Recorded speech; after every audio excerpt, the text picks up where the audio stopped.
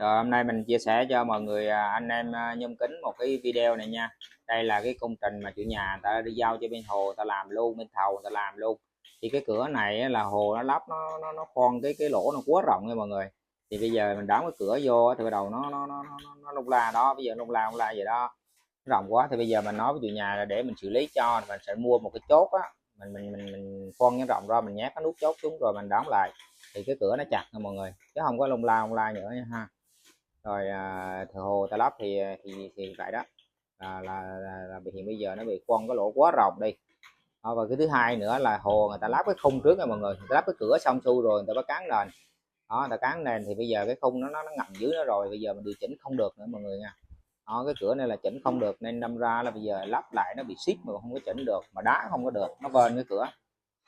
Nhưng bây giờ thôi, bây giờ nó mình cố gắng xử lý cho chủ nhà thôi, chứ còn bên hồ người ta đã làm sẵn rồi.